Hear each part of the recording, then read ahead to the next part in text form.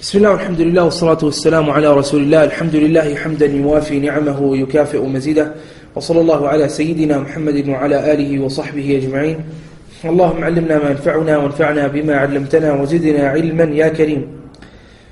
Today we're going to be discussing the life of Imam Al-Bukhari rahimahullah ta'ala, and none of us don't know the existence of an individual by the name of Al-Bukhari.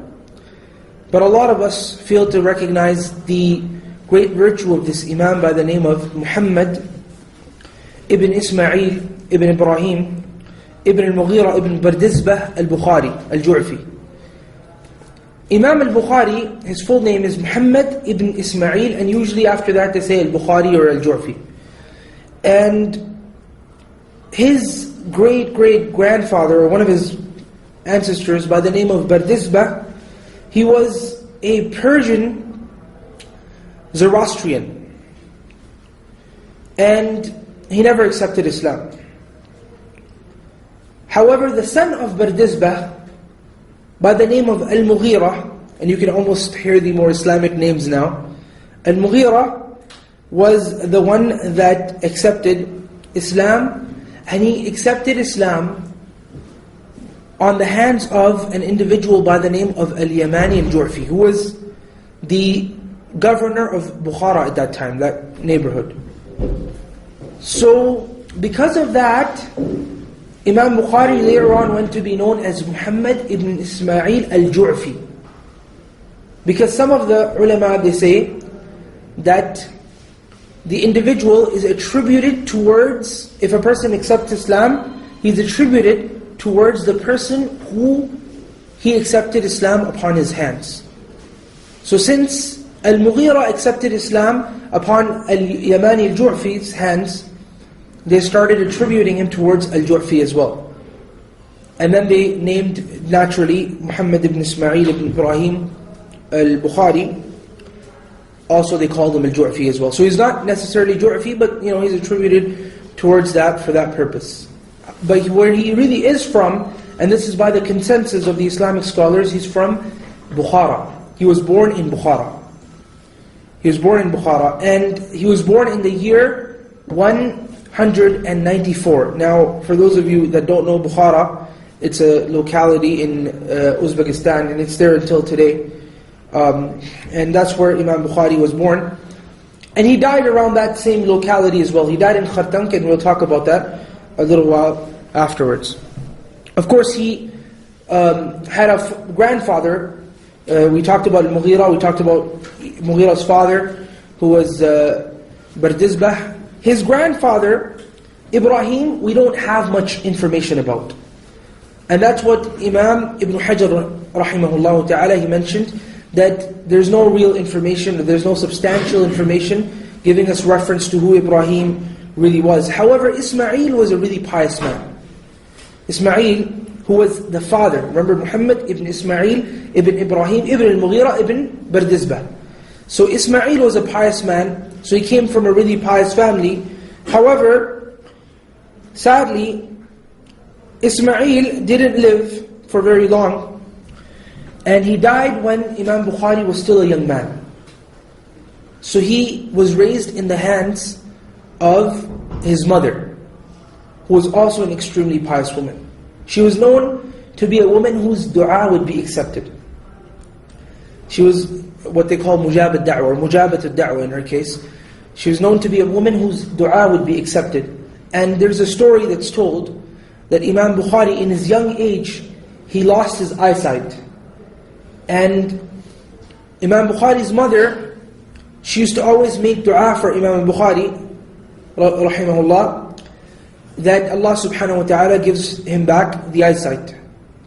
And he had a brother, Ahmad, as well. So, Imam Bukhari, Muhammad ibn Ismail al-Bukhari, one night, the mother of Imam Bukhari was sleeping, and in her dream she saw Ibrahim alayhi salam. And Ibrahim alayhi salam said to her that, in her dream, he said to her that Allah subhanahu wa ta'ala has given the eyesight of yours son back. Your son's eyesight has been given back.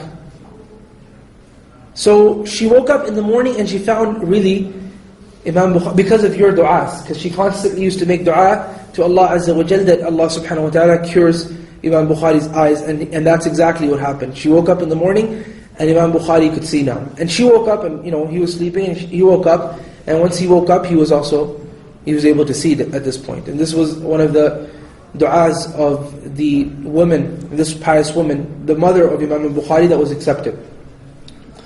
And this is a little bit about his life, where he was from. Now getting to, and I'm going to take one aspect at a time, and then inshallah ta'ala we'll be able to go through a lot of the aspects of the life of Imam Bukhari. Of course, Imam Bukhari's life is really extensive. If a person really wanted to look at everything related to Imam Bukhari's life, there's books that are written, pages after pages after pages, all about the life of Imam Al-Bukhari, rahimahullah. Just like, for example, the way he authored the book, Kitab, the Al-Jami' Al-Sahih, which is known as Sahih Al-Bukhari nowadays. Just the way he authored that book in and of itself, there's books written about the mechanism he used, or the manner he used to author this book. So the life can go on forever, but we're going to go through every aspect in a concise manner. He had, rahimahullah wa radiya anhu, lots of teachers. He says about himself that I had over 1,000 teachers. This is Imam Bukhari speaking about himself. He said, I wrote hadith from over 1,080 teachers. Now, these are the teachers of Imam Bukhari. So a lot of them are tabi'een, and they're really close to the Sahaba as well. Can you imagine that Imam Bukhari, after that, another statement he says, that I never took knowledge from a teacher except that the benefit I gave him was more than the benefit I took from him. As in Imam Bukhari, rahimahullah, was extremely knowledgeable. So even when it came to him taking knowledge from the teachers, he was doing it out of humility, because he actually had more benefit to give out to people than the teachers, some of the teachers themselves. And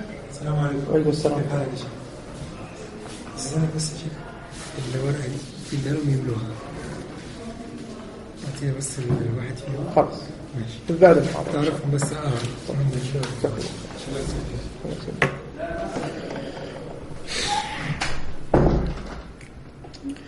So the students of Imam Bukhari radiyallahu ta'ala anhu rahim, and you can say radiyallahu ta'ala anhu upon the Imam as well, as you can say to the Sahaba as well. It's a dua. May Allah subhanahu wa ta'ala be pleased with them. So the students of Imam Bukhari were numerous. It is said, and there's narrations for this. Anything that I'm mentioning, there's narrations after narrations discussing this topic. I just brought one narration relevant to the subject. It is said that one majlis, or one gathering of Imam Bukhari, would, at times, of course, there was ups and downs, would have nearly 20,000 people sitting there and writing. From the hadith that Imam Al-Bukhari rahimahullah would be telling the people. And all together, some of the scholars, they summed up over the times he spent in Iraq and the times that he spent in different parts of the world, whether it be Khurasan and other places. All of those times that he spent, and even in Medina and Mecca, Al-Hijaz, they say that nearly 100,000 people took benefit from Imam Bukhari. And this is face to face. There's no internet and there's none of that stuff. But directly, nearly 100,000 people benefited from Imam Al-Bukhari, and this was the number of students that Imam Al-Bukhari has. If you look at the statements that the scholars have said about this Imam, this was really an ayah from the ayat of Allah Azza wa Jal. And this is not my statement. A sign from the signs of Allah Azza wa Jal. This is the statement of some of the Salaf. They would say that Bukhari, rahimahullah, used to be a sign from amongst the signs of Allah Azza wa Jal upon this planet. Even Imam Muslim, radiyallahu ta'ala anhu wa rahimah, he said to Imam Bukhari, to his face, he said to him that he came to him and he said that I have never seen anyone like you. And then Imam Muslim, in another statement, he said that, let me kiss your feet, ya tabib al-hadith. O who? O doctor of, you're the tabib here, right? O doctor of the hadith, traditions of the Prophet of Allah sallallahu alaihi wasallam, i.e. a traditionist. So he was asking him out of, the honor that Imam Muslim would show for Imam Al-Bukhari. And by the way, people have a lot of talk about kissing hands, feet, face, forehead, all of that. The reality of the matter is that there is no shirk in, for example, kissing somebody's feet. Of course, it's kind of gross. People would probably not want to do that. But, there's, in terms of an aqeedah issue, in terms of a belief issue in kissing somebody's hand or somebody's feet, if you see somebody doing that, there is no major issue in that. As we have from Rasulullah sallallahu alaihi wasallam, incidents where the Sahaba came and kissed his hands, where the Sahaba came, and even Umar al-Khattab, it's narrated, and I'm telling you narrations here that are authentic. Umar al-Khattab, it's narrated, and it's an authentic narration, that he kissed the feet of Rasulullah sallallahu alaihi wasallam. And this is Rasulullah sallallahu alaihi wasallam, so one may say it might be particular for Rasulullah sallallahu alaihi wasallam. Umar ibn al-Khattab radiyallahu ta'ala anhu, the day he was going to open Bayt al-Maqdis, Jerusalem, because the Christians over there, they said to Abu Ubaidah al-Jarrah, and they said to the armies there, they told them that we're not going to give the keys of Bayt al-Maqdis until what? Until Umar ibn al-Khattab radiyallahu ta'ala anhu comes himself and takes the keys, and we'll sign the contracts with him and all that kind of stuff. The reason for that is because the Christian tradition had it in their times that the only person that's going to come and take this Bayt al-Maqdis from the Christians at that time is going to be Umar ibn al-Khattab. They had a detailed description in their works of Umar ibn al-Khattab. So the leader would say, the leader of the Christians at that time, the governor, he would say, who's fighting the war? So they would say, such and such individual. So he would tell them, fight until the end, because they're not going to be able to get it from us. Second time around, who's fighting the war? Same thing. The leader would be told that such and such person, and he would say continue fighting, because they're not going to be able to take they're not going to be able to take it.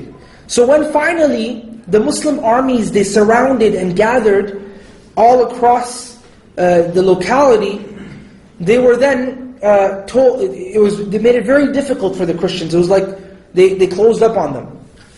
And at that point, when he found no other way, he said, tell them that we're going to give the keys to you, but we're going to do it when your leader comes, whose name is Umar ibn al-Khattab. And they said, okay, we'll call him. And Umar al-Khattab came with himself and just one other person, walking all the way to Sham, and he took the keys for that. But the story that I was trying to get to is when he got there, Abu Ubaidah went ahead and tried to kiss the hand of Umar ibn al-Khattab radiyallahu ta'ala. So even Sahaba did it amongst each other. And this is not one Sahabi, there's other incidents as well, where other Sahaba did it with one another as well. Of course, Umar al-Khattab didn't let him do it, as I'm pretty sure Bukhari wouldn't have let Muslim do it as well. But if someone does it, what I'm trying to say is it's not an aqeedah issue. Right after that, Umar al-Khattab tried to go and kiss the feet of Abu Ubaidah. When he tried to kiss the hand, so both of them backed off, because they were both shy of being honored in that manner. Of course, as I said, this may seem a little bit awkward to some of you, but maybe depending on cultural practices, it might be of honor in one culture, and it might be, if you go kiss somebody's feet, you're disgracing yourself to a degree that none of us can do that. So the point of the matter is that it may be something that's cultural as well. That's the manner that they used to, express their love and their honor. One of the beautiful stories that's narrated about Imam Al-Bukhari rahimahullah is that when Imam Al-Bukhari decided to go to Baghdad, the people of Baghdad were really happy, and so were the Huffaz, but they wanted to make sure that Imam Al-Bukhari is really as they've heard. Because now his name is all over the world. Everybody knows there's someone named Muhammad ibn Ismail Al-Bukhari, and everybody wants to meet him. But they wanted to still make sure, they wanted to test him, so they did. When Imam Bukhari got there, what they did is they brought 10 young talabat al-ilm. And they gave every single one of these 10 talabat al-ilm a hadith.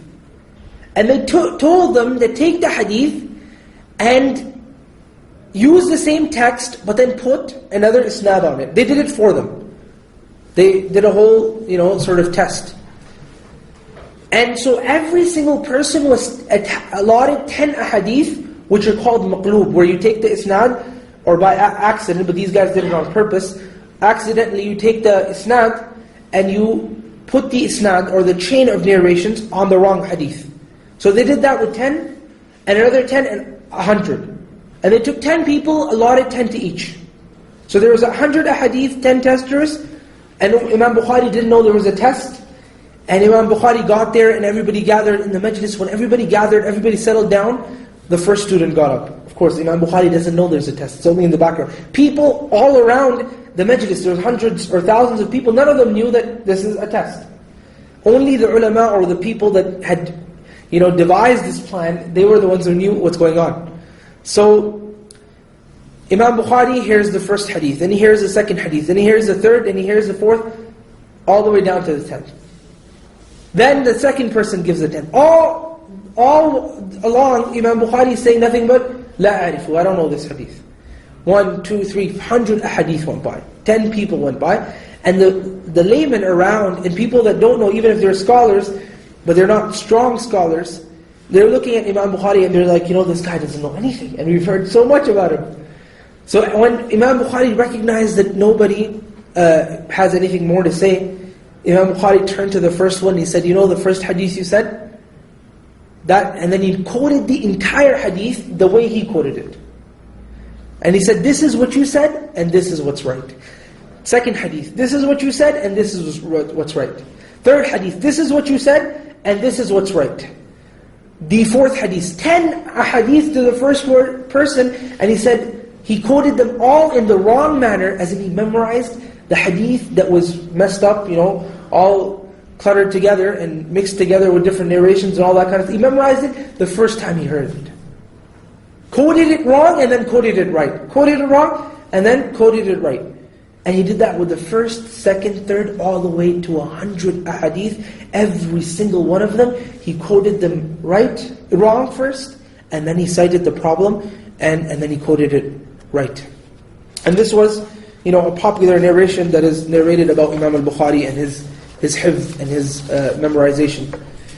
Of course, the hifz or the memorization or the memory of Imam Al-Bukhari was really something that the people, it became almost like a proverb, and people would use it to sort of, talk about the memory of people if it's really strong or something like that. Now, Imam Al-Bukhari used to not even write when he's sitting in a dars. Everybody else, especially at that time, scholars would narrate and people would write. So it's not like the way we're doing it right now, a lecture being given and stuff like that. There would be حدثنا فلان, حدثنا فلان, حدثنا فلان, to the end of the isnad, and then he said such and such and such. So the majlis, the way ilm was at that time, people would actually write these narrations as the teacher is speaking. So that's how the majlis would work. Imam Bukhari, on the other hand, he would just sit there and he wouldn't write anything.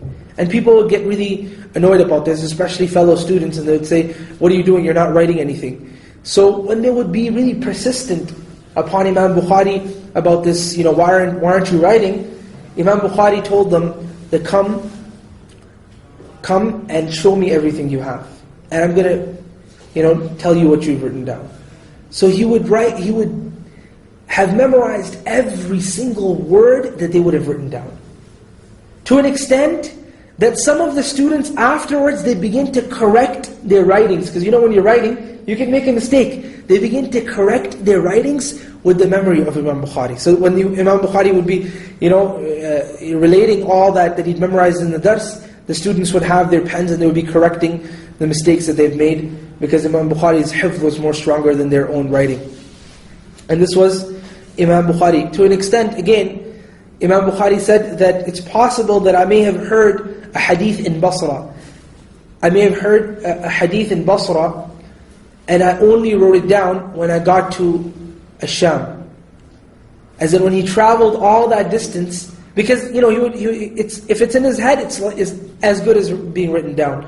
So he says he doesn't have the time, he's traveling or whatever reason, or he's seeking knowledge, he's hearing more majalis, so he doesn't sit down to write everything that he's heard. He goes to the other country, he makes his travel, and at times he wouldn't even write down stuff until he went back to Bukhara, all the way home. After his whole journey in Talab al-Ilm, he would go home and he would write down everything that he'd heard.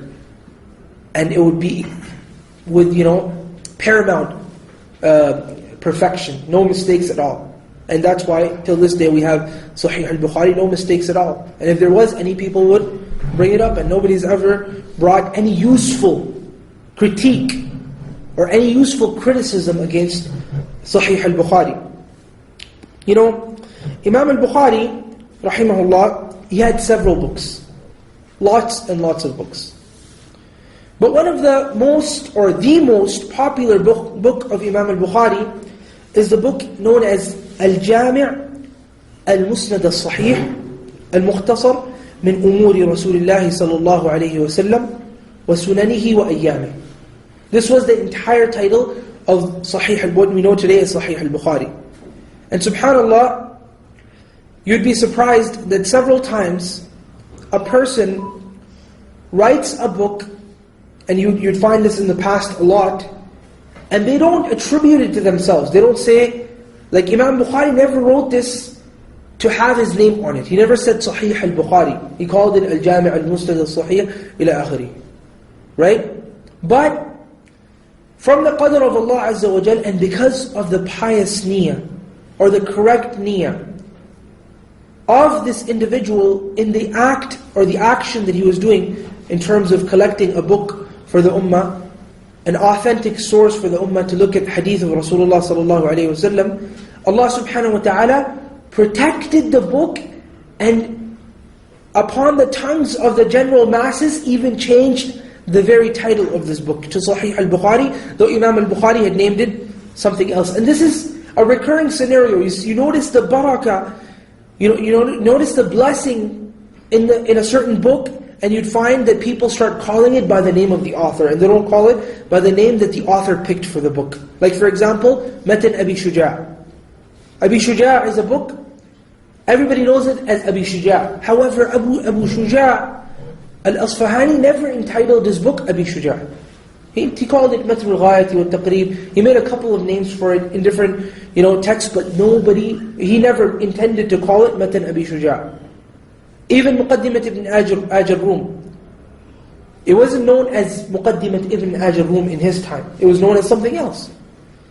So similarly, Imam Al-Bukhari, he entitled his book something else, but Allah subhanahu wa ta'ala, out of His beautiful intention and the ikhlas and sincerity that He saw in the heart of Imam Al-Bukhari, He even changed the title upon the tongues of the masses to Sahih Al-Bukhari.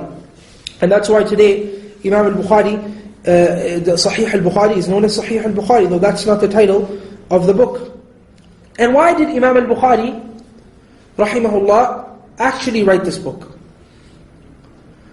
He wrote this book because he saw that he was standing he saw in a dream that he was standing next to the Prophet sallallahu alaihi wasallam.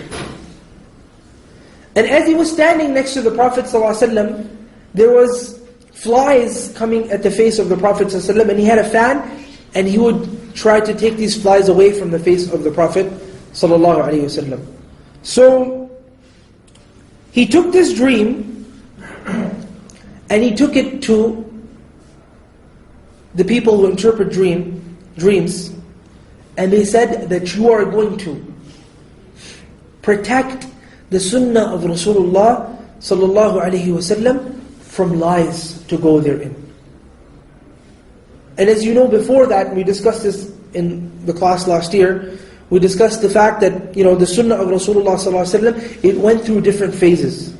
And one of the phases that the sunnah of Rasulullah sallallahu alaihi wasallam went through was just a general collection that was done by Ibn Shihab al-Zuhri. He made a general collection of the sunnah of Rasulullah sallallahu alaihi wasallam, in which he put all of the ahadith, the athar, the aqwal, anything he could find with a chain, he put it in there.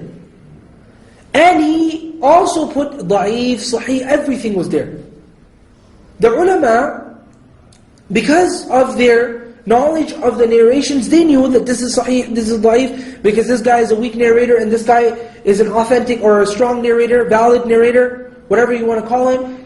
they knew the acceptable ahadith from the ahadith that are not acceptable.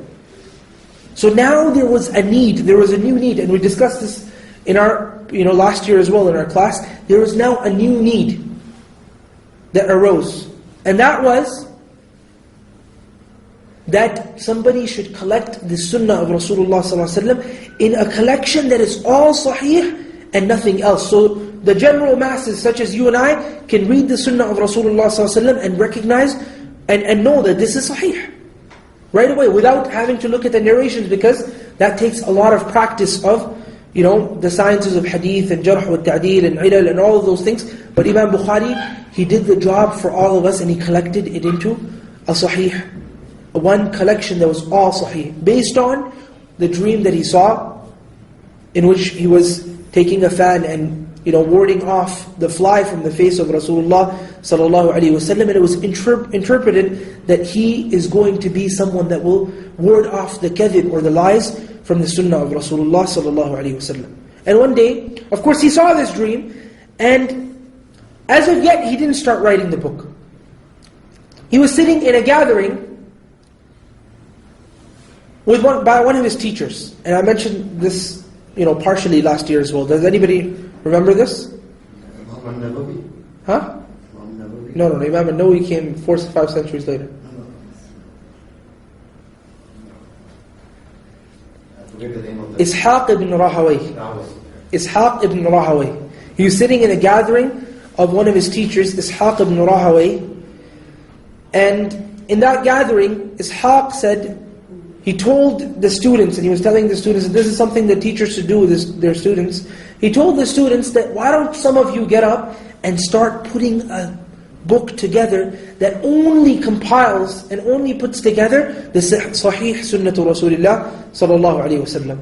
So, of course, this Imam Bukhari rahimahullah says فَوَقَعَ ذَلِكَ فِي قَلْبِ. That statement of Ishaq ibn Rahawayh, it went and it took a place in my heart. Along with the dream that he saw of Rasulullah ﷺ, he decided, and then he put together this beautiful book that is known as Sahih Al-Bukhari, and it has 7,200 ahadith. That's the collection of ahadith. If you look at the ahadith that are recurring, of course there's some ahadith that Imam Bukhari mentioned more than once. If you don't look at the ahadith that are recurring, then it has nearly 3,000. Some of the scholars, they said, and that's Ibn Hajar Al-Asqalani rahimahullah, he said 2,602 ahadith without the recurring ahadith. Of course, Imam Bukhari puts the recurring ahadith for purposes, and that's a longer topic why he brings the recurring ahadith, because Imam Bukhari's book is not only a hadith book, it's also to a certain degree a fiqh book. Because Imam Bukhari, what he does is he takes the hadith and derives a ruling from it, and after deriving a ruling, he puts a chapter title, and he'll put the hadith after the chapter title. That chapter title is telling you the fiqh of Imam Bukhari, what he wants to understand from this particular hadith. So sometimes he takes one hadith and he puts it in Sahih Al-Bukhari more than once. But every single time he does that, he derives something else from that hadith. Or he brings another sahabi that narrated the same hadith, giving you an extra benefit. It doesn't mean that it's, when I say it's recurring, it doesn't mean that it's useless. There's no reason for him to put it again. He always puts another hadith for a particular reason. And the scholars in the hadith books or the sharh books, the explanations of hadith, they've mentioned some of those reasons why Imam Bukhari does that. And the first hadith that Imam Al-Bukhari rahimahullah started his book with was the hadith of an-niyyah. إِنَّمَا الْأَعْمَالُ بِالنِّيَّاتِ. And some of the scholars, they mentioned, because it was in Kitabu Bad' al-Wahi, how the wahi started. How the wahi started. So some of the people that explained Bukhari, they said, the fact that he put إِنَّمَا الْأَعْمَالُ بِالنِّيَّاتِ after the chapter title, the book of how inspiration started, or revelation started, he did that, he purposely caused himself to be at fault and blameworthy. Because if you look at the hadith, إِنَّمَا الْأَعْمَالُ بِالنِّيَّاتِ, all actions are based on intentions, there's no relation between that and the title. But this is not true. The truth of the matter is This is what some of the scholars or some of the people that explained Al-Bukhari said. But the truth of the matter is Imam Al-Bukhari, he meant by this hadith as if you are now about to embark a journey. Or this is the first majlis, the first gathering, because people will thereafter go and read this Bukhari, Sahih? So he meant by this that this is the first gathering. Let us begin our gathering by the correction of our intentions. And let's do that right now as well. Let's correct our intentions and why we're doing this. And the other reason was because, you see, the acceptance of all actions are based on two things. Number one, they're based on sincerity. And number two, they're based on what? They're based on following Rasulullah ﷺ. And all of this book is no more than statements of Rasulullah ﷺ and actions of Rasulullah ﷺ. So Imam Bukhari is saying to you that yes, I'm going to give you all this knowledge of what Rasulullah ﷺ did, so you can act upon it, but before that, remember to correct your intention. Remember to correct your intention. So whoever said that about Bukhari, that he caused himself to be blameworthy, it's not true, because he did that for a very, subtle purpose. People recognized it, that Allah subhanahu wa ta'ala wished for them to recognize. Others didn't. Imam Bukhari had, like other scholars, from the likes of Ibn Taymiyyah, rahimahullah, and others, he had a trial. He had a trial. And Allah's Prophet ﷺ said, إِذَا أَحَبَّ اللَّهُ عَبْدًا ابْتَلَاهُ. Whenever Allah subhanahu wa ta'ala loves a slave of his, He puts him through a trial. So Imam Bukhari went through a trial. And it was an aqidah issue. I'm not going to bring up the issue, because it's long and nowadays nobody discusses it anyways. It was a aqidah issue that people started to say that Imam Al-Bukhari rahimahullah, he says such and such. So when he entered Naysabur, which is in Iran today, he went there and people started to, just as he went to other countries, every time he would go for a country, people would come to the doors of the country or the city or whatever, and back in the days, the way the countries or cities were, they weren't like today. We're going through a globalization all over the world now, so streets are different, world is different. There's no walls across the city, and this is a good thing and a bad thing at the same time. But the point of the matter is that during that time there was an entrance to the city. People walked all the way to the entrance of the city to greet Imam Al-Bukhari. Almost every single place he went. So of course when he went to Naysabur, it was no different. People would love for Imam Al-Bukhari to come and stay in Naysabur. He went there and he started staying there. But when he went and stayed there, a man by the name of Muhammad ibn Yahya al-Dhuhali, he was a scholar as well at that time, but jealousy is even there between scholars, and that's why some of the scholars mentioned that kalamul aqran yutwa wa la yurwa, that when you see a scholar speaking about another scholar and they're both at the same level, they're peers, and one is not greater than the other, they're both around the same level, the same age, they teach in the same locality, the same school, and these kind of things, then don't listen to the other scholar about this individual that he is talking against. This is a qa'idah in hadith. Over here, Muhammad ibn Yahya al-Dhuhali started saying all of these things. And he was a great scholar in Khurasan at that time. Khurasan was, as I said, it had a couple of Iran and other places around there, Afghanistan, and these localities over here were all under the title of Khurasan. He was a great scholar in Khurasan by the name of Muhammad ibn Yahya al-Dhuhali. He started speaking against Imam Al-Bukhari, and he started saying he's bringing this bid'ah in the deen, and people started to, all those people that were gathering around Bukhari, one by one they started leaving Bukhari, because this scholar had a lot of weight in this locality.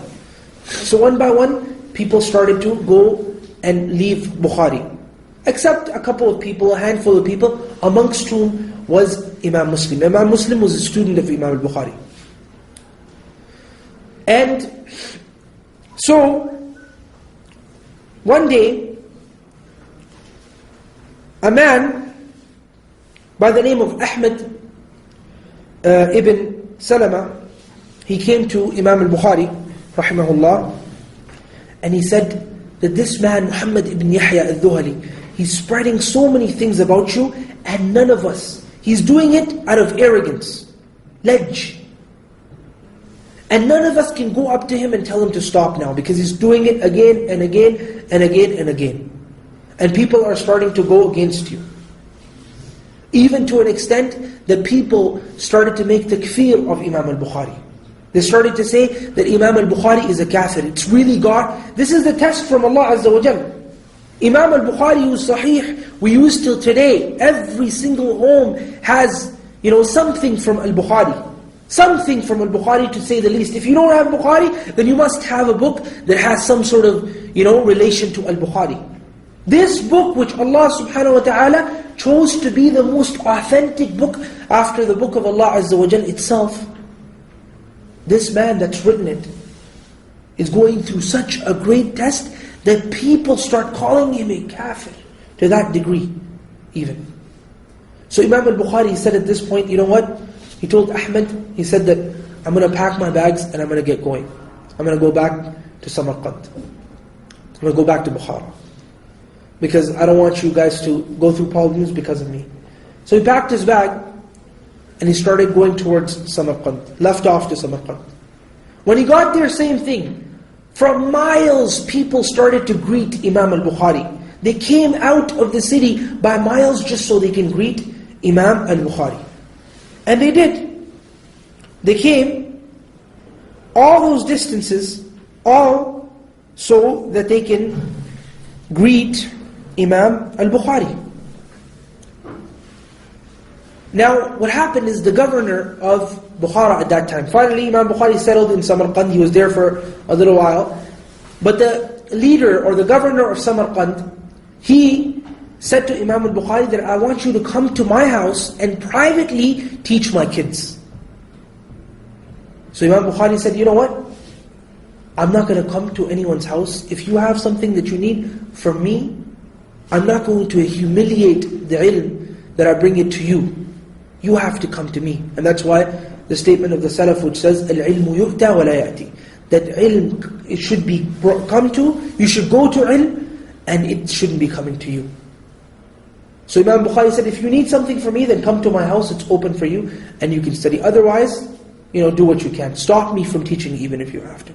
At least I'll have an excuse in the sight of Allah. But for me to come to your house, I'm not doing that. So, of course this individual realizes the type of, love that the masses have for Imam Al-Bukhari, so he can't just totally stop him right away. There might be a civil war or something of that sort. So he waited, he sat, he thought, and all of a sudden, Muhammad ibn Yahya al-Dhuhali, that guy in Naysabur, he sends a letter to the governor of Samarkand, and he tells him that, look, this guy has done things that are against the sunnah of Rasulullah sallallahu alaihi wasallam. As he's talking about those quote-unquote aqidah problems that he was saying that Imam Bukhari had. So now this guy, he's happy. The governor already doesn't like Bukhari now. So he said, Bukhari has to leave the city. Now he has to leave the city. He has aqidah problems. And he doesn't want to come to my house to teach my kids. He has to leave the city. So he told them that leave the city. Of course, the people, those people that loved Imam Al-Bukhari, the same people that walked out to the gates and even beyond of the city so that they can see Imam Al-Bukhari, they didn't like that. They didn't like that. They didn't revolt against the government, but they didn't like that, and it was obvious. People split into two groups now. Imam Bukhari said, you know what, the fitna is going to come, the trial is going to come, people are going to go through problems, I'm going to leave. So he left, and he left to one of the the outskirts of Samarkand, in a city called Khartank. He went there, and he settled there, with some family members that he had there. And he settled there, And he made dua to Allah Azza wa Jal to make things easy. He did ibadah, he's writing his hadith, he's collecting, he's doing stuff with ilm. Maybe he has a couple of students, Allahu A'lam. But Allah subhanahu wa ta'ala listened to his dua. What was his dua? He started making dua to Allah Azza wa Jal, saying that, "Oh Allah, this land that is so vast has become constrained upon me now. It's starting to tighten upon me. It's making my life extremely difficult." This is that Imam Bukhari, the same one that you read about again and again, or read his books again and again. This was the test that he was put through. And Allah subhanahu wa ta'ala says, إِذَا أَحَبَّ اللَّهُ عَبْدًا ابْتَلَى. Whenever Allah subhanahu wa ta'ala loves a slave of his, He puts him through a test. And this is the test that Imam Bukhari is going through. He went to Naysabur, they kicked him out. He went to Khurasan, he went everywhere he went, all these problems are happening to him now. So over here he made that dua, and in the meanwhile people in the city of Samarkand, half of them are saying, "We want Bukhari back," half of them are saying, "We don't want Bukhari anymore." So Bukhari, he raised his hand, he said, "Oh Allah, faqbidni ilayk." This land that has become tightened upon me, that's so vast, because of that reason, "Oh Allah, take me to you. Oh Allah, take my soul." So just a couple of days after this, not even a month went by, Imam Al-Bukhari, rahimahullah, was told that the people in Samarkand now, along with the government, the governor, everybody's decided that you can come back. So he got upon his mount to go back to Samarkand. Of course, the bigger city, he can spread his knowledge. But when he got up, he raised his hands to Allah Azza wa Jal, and he said, "Allahumma khirli, Allahumma khirli, Allahumma khirli." "Oh Allah, make the choice for me. Oh Allah, make the choice for me. Oh Allah, make the choice for me." And when he made that dua, he fell off his mount and died at that moment. And this was the end of the life of Imam Al-Bukhari, rahimahullah ta'ala. Of course, we didn't do justice to the life of Imam Al-Bukhari in the small gathering, but at least some of the aspects of the life of Imam Al-Bukhari were mentioned in the small gathering. وصلى الله على سيدنا محمد وعلى آله وصحبه أجمعين.